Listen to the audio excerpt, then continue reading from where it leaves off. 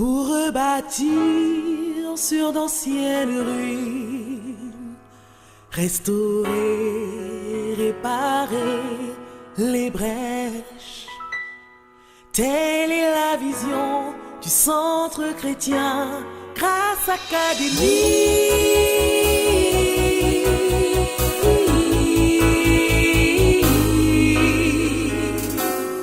Que la lumière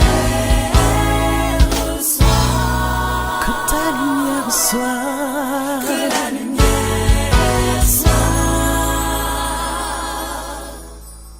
Grâce Académie.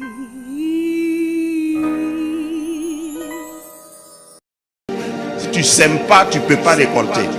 Il y a des gens qui voyagent par tout le monde pour chercher une prophétie. Déclare sur ma vie que je vais devenir prospère. Et puis on déclare et puis tu dis je reçois. Va semer. La meilleure prophétie pour changer ton avenir, c'est tes semences. Si tu ne sèmes pas, tu ne peux pas récolter.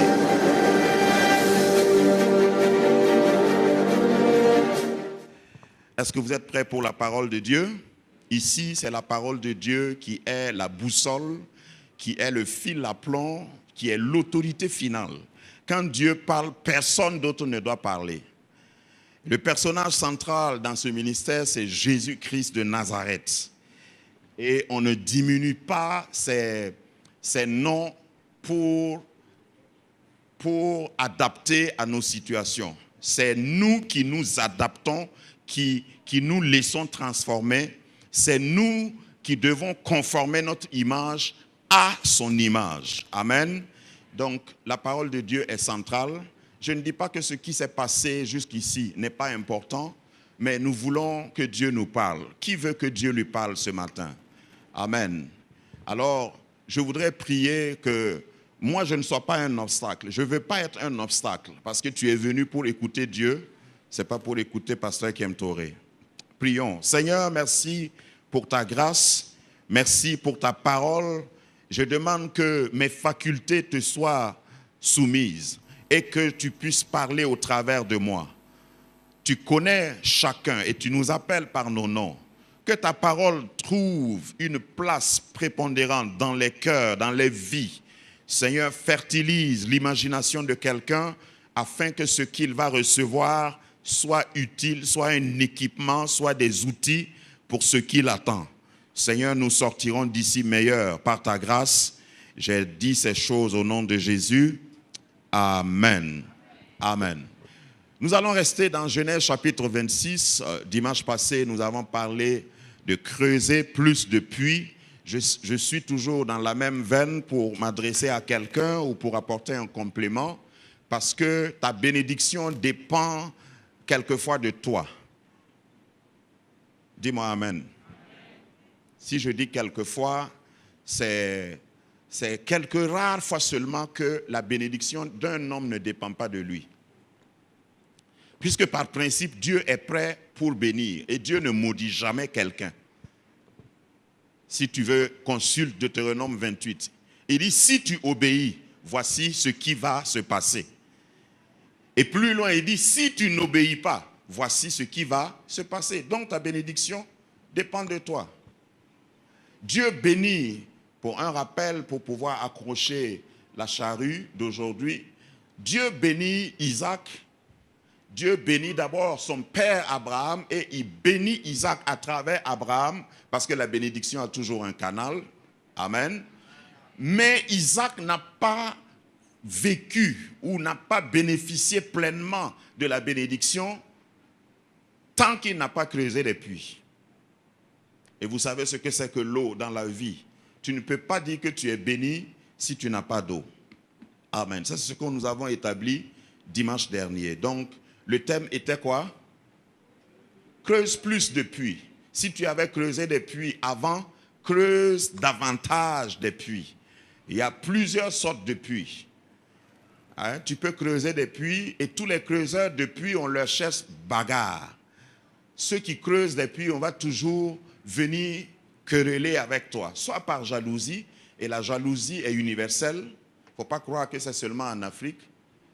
Hein, la jalousie est universelle. La jalousie est aussi vieille que les deux premiers frères qui ont existé sur la terre. Je te rappelle Caïn et Abel. Voilà. Et Caïn et Abel ont annoncé déjà les guerres religieuses. Vous savez que la bagarre de Caïn et Abel était une guerre religieuse? Puisque c'est à partir d'une offrande. Dieu a agréé l'offrande d'Abel, il n'a pas agréé l'offrande de Caïn, et puis il était jaloux. Deux dénominations différentes. Ça commence, ça remonte depuis là-bas. Donc, ce qui se passe aujourd'hui, là, ce n'est pas étonnant. Ne me demande pas quel était le nom de leur dénomination. Mais il y a un qui a été exaucé, l'autre n'a pas été exaucé, et celui qui n'a pas été exaucé est toujours le plus jaloux, le plus énervé. Donc, à partir de maintenant, fais attention à celui qui est à côté de toi. S'il est trop énervé contre toi, peut-être qu'il n'a pas eu d'exaucement. Je ne parle pas de toi. Amen. Donc, aujourd'hui, je voudrais parler de la semence. Après les puits, c'est les semences. Et mon thème, c'est « Prédis ta récolte par ta semence ». Dis avec moi, « Prédis ta récolte par ta semence ». Ok. C'est possible. C'est possible. Arrête d'être un chrétien qui dit « Seigneur, je sais que tu peux tout faire. Je suis là. » Ça, ce n'est pas une prière. Si tu pries comme ça, tu n'es pas un semeur. Hein? Dieu t'a donné la possibilité de devenir riche. Mais si tu ne creuses pas de puits, ça c'est dimanche passé. Si tu ne sèmes pas, tu ne peux pas être riche. Si ta condition physique te permet, je vais te demander de te lever pour la première lecture. Amen.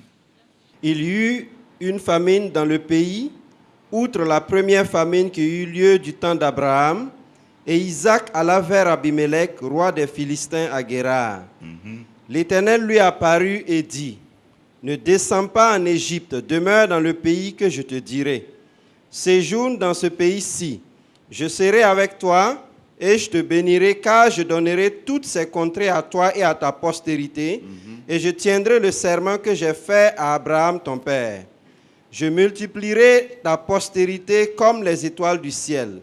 Je donnerai à ta postérité toutes ces contrées, et toutes les nations de la terre seront bénies en ta postérité. Parce que Abraham a obéi à ma voix, et qu'il a observé mes ordres, mes commandements, mes statuts et mes lois. » Amen. C'est bon. Reprenez vos places, s'il vous plaît. La loi de la semence est une loi immuable, c'est une loi inchangeable, c'est une loi éternelle. C'est Dieu qui a institué cette loi. Dans Genèse chapitre 8, verset 22, après que Dieu ait détruit la terre par le déluge, il a promulgué cette loi en disant, tant que la terre subsistera, les semences et la moisson, le froid et la chaleur, l'été et l'hiver, le jour, la nuit ne cesseront point. Et lorsque Dieu dit quelque chose, tu ne peux pas le changer. Et ça, c'est quelque chose que Dieu a dit, on ne peut pas changer. La semence a un pouvoir. Dieu a même créé le monde en termes de semence. Il a créé un seul homme et une seule femme. Et nous sommes 7,6 milliards sur la terre. Et ceux qui sont morts avant nous, depuis Adam, sont plus nombreux que ceux qui sont vivants. Mais tout est parti d'un seul individu, puisque la femme est sortie d'Adam, la semence. Dieu crée une chose et il met en la chose la semence pour se reproduire. C'est pourquoi ce n'est pas Dieu qui fait tout. Ici, je vais établir le principe que Dieu te donne un début et il t'attend à une fin. Ce qu'il a mis en toi, la fin et le commencement sont ensemble en toi. Et c'est toi qui dois commencer à déployer. Amen. Dieu n'a pas donné de lit, il n'a pas donné de chaise, il n'a pas donné de banc, il n'a pas donné de meubles à Adam et Ève. D'où sont venus les meubles? Dieu a pourtant donné des arbres, il a donné la terre, il a donné des pierres, il a donné la matière première, la semence. Et il fallait que Adam utilise ce que Dieu lui a donné comme intelligence pour commencer à imaginer une chaise dans un tronc d'arbre, un fauteuil dans des lianes. Et peut-être imaginer beaucoup d'autres instruments à travers les pierres. Si vous avez fait l'histoire, la préhistoire, vous savez qu'on a évolué tout doucement.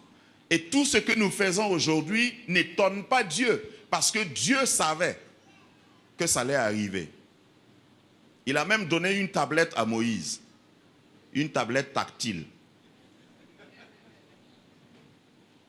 écran en couleur. C'est comme ça que Moïse a écrit les premières tablettes de la loi. Toi, tu as une tablette aujourd'hui, tu crois que tu es moderne. Tu n'es pas plus moderne que mon Moïse de la Bible. Amen. C'était tactile parce que la Bible dit que ça a été écrit avec le doigt de Dieu. Ta tactilité ne dépasse pas la tactilité. Bon, laisse ça d'abord. Amen. Donc, Dieu crée toujours les choses en termes de potentiel. Il a mis la semence en chaque fruit. Et chaque fruit contient un potentiel qui s'appelle grain ou qui s'appelle pépin. Et quand tu finis de manger le fruit a le pouvoir que Dieu lui a donné de se reproduire. Donc, si tu veux une moisson, il faut programmer par une semence. Ça, c'est un principe. Ce n'est pas parce que tu t'es converti que quand tu vas semer du gombo, tu vas récolter du maïs. Si tu veux, c'est d'ailleurs la saison où on peut semer. Si tu veux, il faut essayer. Sème du gombo derrière ta cour, jeûne et prie, fais le jeûne d'Esther, le jeûne de Moïse, le jeûne de Nebuchadnezzar, si tu veux. Rien ne se produira. Rien. Si tu pries simplement à cause de ça, parce que tu as semé et tu veux récolter autre chose, tu ne pourras pas récolter autre chose que l'espèce que tu as semée. Dis-moi amen. Et puis je vais continuer. Donc, la meilleure, je vais peut-être choquer quelqu'un dans sa sensibilité pentecôtiste charismatique, la meilleure prophétie pour changer ton avenir, c'est tes semences. Parce qu'il y a des gens qui voyagent par tout le monde pour chercher une prophétie. Hein? Déclare sur ma vie que je vais devenir prospère. Et puis on déclare et puis tu dis je reçois. Va semer. Si tu ne sèmes pas, tu ne peux pas récolter. Il faut semer. C'est une loi. Sème. Et semer veut dire entreprendre, concevoir, rêver, avoir l'imagination. Celui qui est en train de semer dans son champ, il a une vision d'une récolte. C'est pourquoi il est patient, c'est pourquoi il souffre, c'est pourquoi il transpire, et parce que le jour où il va récolter, tu vas l'envier. Mais il y a des gens qui ne s'aiment pas, sous prétexte d'être spirituel, d'être béni par Dieu. Oh, je suis déjà béni. Tu vas voyager, amen. Tu vas te marier, amen. Tu vas te... Oui, ça c'est des beaux chants. Mais si tu ne s'aimes pas, tu peux voyager et puis revenir au village. Le problème, ce n'est pas de voyager. Je dis à certains jeunes, ce n'est pas la peine, ton visa là. Il faut réussir ici d'abord, avant de prétendre réussir là-bas, où tu veux aller. Il n'y a pas un pays où on appelle les citoyens, ici résident les paresseux. Voilà, il y a un pays dans le monde où on accueille les immigrants paresseux. Quand tu arrives là-bas, tu n'as pas besoin de travailler. tu dors. Le sommeil ne fait pas partie des semences. Voilà, il y en a qui dorment 24 heures sur 24 et ils veulent moissonner. Dieu même est contre ça. Dieu te punit si tu ne sèmes pas. Et tu veux manger. La Bible dit déjà, toi tu ne dois pas manger. Amen. Donc quand tu veux avoir une moisson, une récolte, c'est un principe. Il faut que tu accomplisses, parce que qui parle de semer parle du travail. Le travail d'abord la terre. Parce que c'est vrai, même sur le plan de la bénédiction, il y a des gens qui donnent des messages, des moitiés ou des demi-vérités. Si tu sèmes, si tu veux être riche, il faut semer. C'est vrai. Mais il faut faire attention à l'espèce que tu sèmes. On dit, on ne se moque pas de Dieu. Ce qu'un homme va semer, c'est ce qu'il va récolter. Ça, c'est une loi. Donc, tu ne peux pas être plus malin que cette loi-là. Tu ne peux pas dribbler cette loi. Ici, on parle du principe de semer, mais on parle aussi de l'espèce que tu sèmes. C'est un principe. Tu sèmes du maïs, tu vas récolter du maïs. Si tu sèmes gombo, tu vas récolter gombo. Si tu sèmes benga, tu vas récolter haricot. Amen. Si tu sèmes la haine, tu vas récolter la haine. Tu sèmes l'amour, tu vas récolter l'amour. Le fait de dire, par exemple, tu es dans l'église et puis tu dis, personne ne m'aime ici. La question qu'on doit te poser, c'est, toi, tu aimes qui? C'est aussi simple que ça. Depuis que moi je suis ici, là, personne ne me rend visite. Toi, tu as visité combien la semaine passée? Tu as visité combien de frères et sœurs? Moi, je suis là, tout le monde sait que je n'ai pas l'argent, mais personne ne me donne rien. Ah non, on ne peut pas te donner l'argent parce que tu n'as pas l'argent. Ce n'est pas comme ça que le monde fonctionne. Réveille-toi! Ça ne marche pas comme ça. Et puis le fait de dire, parce qu'il y a des choses non réfléchies. Ah, les riches sont ensemble, les pauvres aussi sont ensemble. Ça, c'est normal. Ça, c'est tout à fait naturel. Et tu ne peux pas changer ça, même si tu pries. Il faut que tu sèmes. Lorsque tu vas semer, tu vas appartenir à une catégorie. Et semer, je vais aller rapidement, semer, l'autre mot de semer là, c'est investissement. Il faut investir. Sur le plan spirituel, il faut investir. Sur le plan naturel, il faut investir.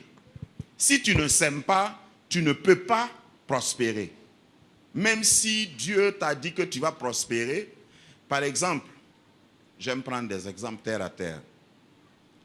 Supposons que, je vais prendre M. Zoubra, mais il est marié. Supposons que je prophétise sur M. Zoubra. Et je lui dis, il ne faut pas dire amen d'abord, tu ne sais pas ce que je vais dire. Très, très dangereux, il ne faut pas dire amen avant. Je prophétise sur lui et dis, dans 6 mois, tu vas te marier. Tu as vu, non?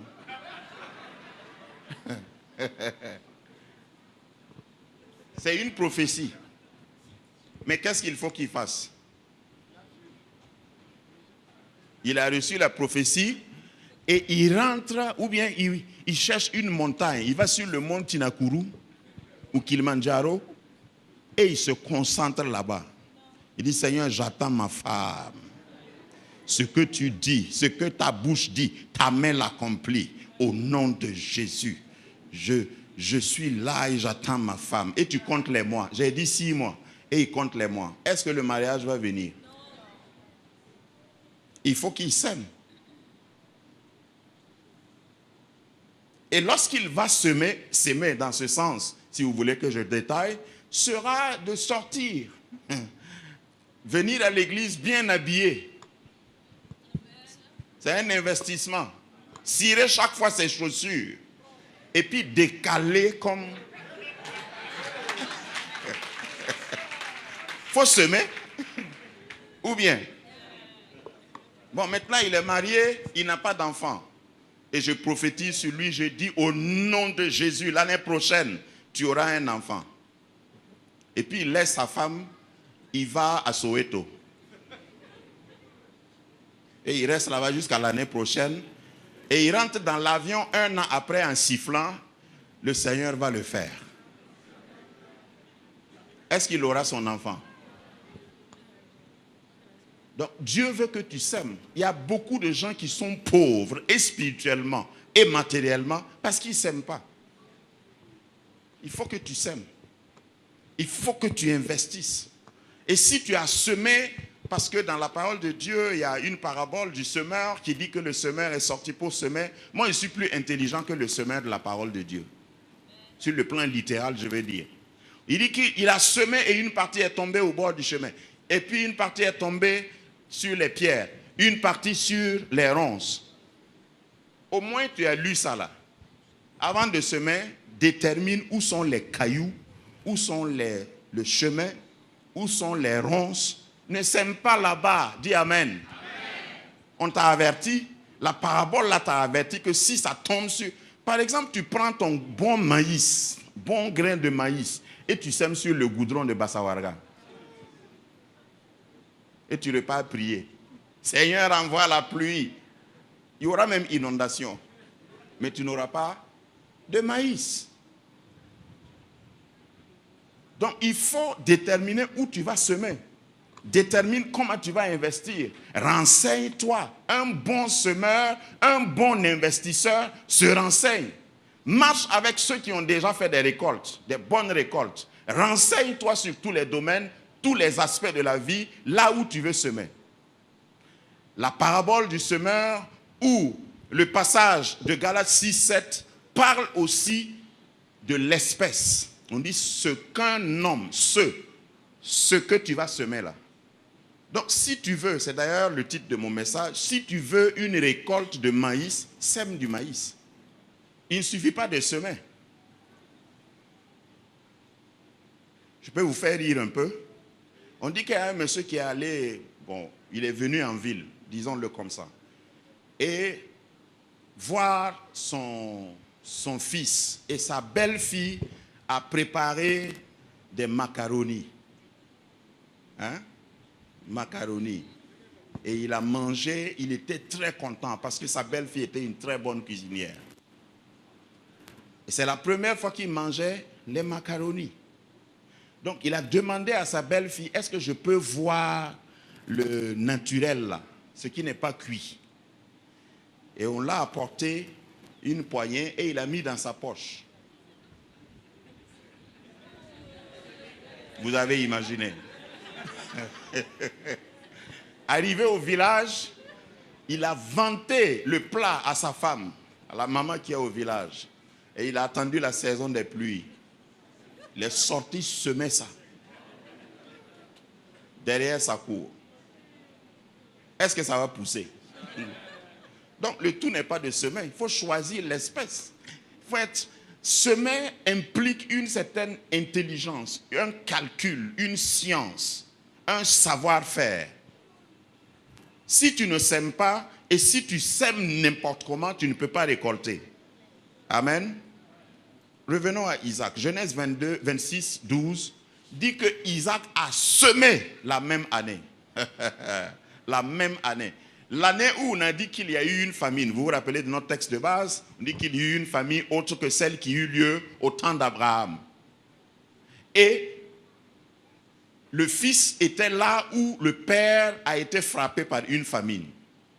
Je prophétise, avant même de développer sur quelqu'un, je le sens et je me sens poussé par l'esprit. Là où même tes frères, tes parents, ta famille a échoué, toi tu ne vas pas échouer là-bas.